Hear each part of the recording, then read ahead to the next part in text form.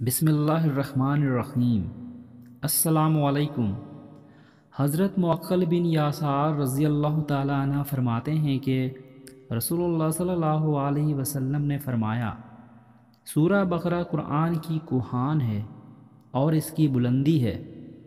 اس کی ایک ایک آیات کے ساتھ 80 فرشتے نازل ہوئے تھے، اور بالخصوص آیت الکرسی تو خاص عرش تلے سے نازل ہوئی اور اس صورت کے ساتھ ملائی گئی۔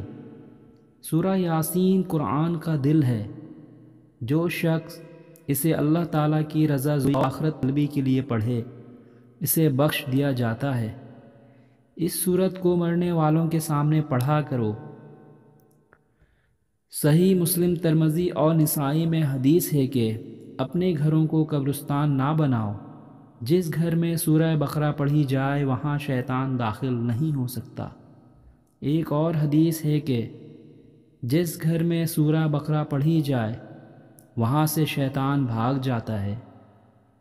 حضور اکرم صلی اللہ علیہ وسلم نے فرمایا، سنو، جس گھر میں یہ مبارک سورت پڑھی جاتی ہے وہاں سے شیطان بھاگ کھڑا ہوتا ہے۔ سب گھروں میں بدترین اور ذلیل ترین گھر وہ ہے جس میں کتاب اللہ کی تلاوت نہ کی جائے۔ مسند درامی میں حضرت ابن مسعود رضی اللہ تعالی عنہ سے روایت ہے کہ جس گھر میں سورہ بقرہ پڑھی جائے اس گھر سے شیطان گو زمار مارتا ہوا بھاگ جاتا ہے۔ ہر چیز کی اونچائی ہوتی ہے اور قرآن کی اونچائی سورہ بقرہ ہے۔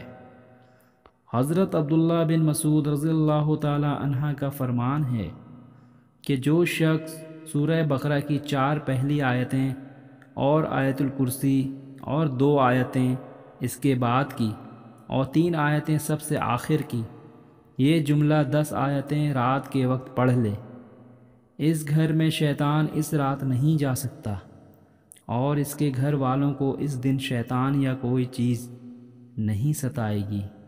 یہ آیتیں مجنون پر پڑھی جائیں تو اس کا دیوانہ پن بھی دور ہو جاتا ہے۔ حضور اکرم صلی اللہ علیہ وسلم فرماتے ہیں، جس طرح ہر چیز کی بلندی ہوتی ہے، قرآن کی بلندی سورہ بقرہ ہے۔ جو رات کے وقت اسے اپنے گھر میں پڑھے تو 3 راتوں تک شیطان اس گھر میں نہیں جا سکتا، اور دن کو اگر گھر میں پڑھ لے تو 3 دن تک شیطان اس گھر میں قدم نہیں رکھ سکتا۔ صحیح بخاری شریف میں ہے کہ حضرت اسید بن حضیر رضی اللہ تعالی عنہ نے ایک مرتبہ رات کو سورہ بقرہ کی تلاوت شروع کی۔ ان کا گھوڑا جو ان کے پاس ہی بندھا ہوا تھا، اس نے اچھلنا کودنا اور بدکنا شروع کیا۔ آپ نے قرأت چھوڑ دی، گھوڑا بھی سیدھا ہو گیا۔ آپ نے پھر پڑھنا شروع کیا، گھوڑے نے پھر بدکنا شروع کیا۔ آپ نے پھر پڑھنا موقوف کیا، گھوڑا بھی ٹھیک ہو گیا۔ تیسری مرتبہ بھی یہی ہوا۔ چونکہ ان کے صاحبزادے یحییٰ گھوڑے کے پاس ہی لیٹے ہوئے تھے، اس لیے ڈر معلوم ہوا کہ کہیں بچے کو چوٹ نہ آ جائے۔ قرآن کا پڑھنا بند کر کے اسے اٹھا لیا، آسمان کی طرف دیکھا کہ جانور کے بدکنے کی کیا وجہ ہے۔ اب جو نگاہ اٹھی تو دیکھتا ہوں کہ ایک نورانی چیز سایہ درا ابر بادل کی طرح اور اس میں چراغوں کی طرح کی روشنی ہے۔ پس میرے دیکھتے ہی دیکھتے وہ اوپر کو اٹھ گئی۔ صبح کے وقت حضور صلی اللہ علیہ وسلم کی خدمت میں حاضر ہوئے اور سارا واقعہ سنایا۔ آپ صلی اللہ علیہ وسلم نے فرمایا، آپ جانتے ہو یہ کیا چیز تھی؟ یہ فرشتے تھے جو تمہاری آواز کو سن کر قریب آ گئے تھے۔ اگر تم پڑھنا موقوف نہ کرتے تو وہ صبح تک یوں ہی رہتے اور ہر شخص انہیں دیکھ لیتا، کسی نے نہ چھپتے۔ اس کے قریب قریب واقعہ حضرت ثابت بن قیس شماس رضی اللہ تعالی عنہ کا ہے کہ ایک مرتبہ لوگوں نے حضور اکرم صلی اللہ علیہ وسلم سے کہا، گزشتہ رات ہم نے دیکھا کہ ساری رات حضرت ثابت رضی اللہ تعالی عنہ کا گھر نور کا بقا مکان بنا رہا، اور چمکدار روشن چراغوں سے جگمگاتا رہا۔ حضور اکرم صلی اللہ علیہ وسلم نے فرمایا، شاید انہوں نے رات کو سورہ بقرہ پڑھی ہوگی۔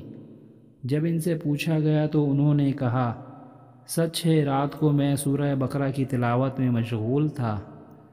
نبی کریم صلی اللہ علیہ وسلم فرماتے ہیں کہ سورہ بقرہ سیکھو، اس کا لینا برکت ہے اور اس کا چھوڑنا حسرت ہے۔ جادوگر اس کی طاقت نہیں رکھتے۔ پھر کچھ دیر چپ رہنے کے بعد فرمایا، سورہ بقرہ اور سورہ آل عمران سیکھو، یہ دونوں نورانی صورتیں ہیں، اپنے پڑھنے والے پر صاحبان یا بادل یا پرندوں کی جھنڈ کی طرح قیامت کے روز آیا کریں گی۔ مسند احمد کی ایک اور حدیث میں ہے کہ قرآن اور قرآن پڑھنے والوں کو قیامت کے دن بلوایا جائے گا، آگے آگے سورہ بقرہ اور سورہ آل عمران ہوں گی، بادل کی طرح یا صاحبان کی طرح یا پر کھولے پرندوں کی جھرمٹ کی طرح۔ یہ دونوں پروردگار سے ڈٹ کر سفارش کریں گی۔ ایک شخص نے اپنی نماز میں سورہ بقرہ اور سورہ آل عمران پڑھی۔ اس کے فارغ ہونے کے بعد حضرت کعب رضی اللہ تعالی عنہ نے فرمایا، خدا کی قسم جس کے ہاتھ میں میری جان ہے، ان میں خدا کا وہ نام ہے، اس نام کے ساتھ جب کبھی اسے پکارا جائے تو وہ قبول فرماتا ہے۔ اب اس شخص نے حضرت کعب رضی اللہ تعالی عنہ سے عرض کی کہ مجھے بتلائیے کہ وہ نام کون سا ہے۔ حضرت کعب رضی اللہ تعالی عنہ نے اسے انکار کیا اور فرمایا، اگر میں بتا دوں تو خوف ہے، کہیں تو اس نام کی برکت سے ایسی دعا نہ مانگ لے جو میری اور تیری ہلاکت کا سبب بن جائے۔ حضرت ابو امامہ رضی اللہ تعالی عنہ فرماتے ہیں، تمہارے بھائی کو خواب میں دکھلایا گیا ہے کہ گویا وہ ایک بلند و باعلیٰ پہاڑ پر چڑھ رہے ہیں، پہاڑ کی چوٹی پر 2 سرسبز درخت ہیں اور ان میں سے آوازیں آ رہی ہیں، کیا تم میں سے کوئی سورہ بقرہ پڑھنے والا ہے؟ جب کوئی کہتا کہ ہاں تو وہ دونوں درخت اپنے پھلوں سمیت اس کی طرف جھک آتے ہیں اور یہ اس کی شاخوں پر بیٹھ جاتا ہے اور وہ اسے اوپر لے لیتے ہیں۔ تفسیر ابن کثیر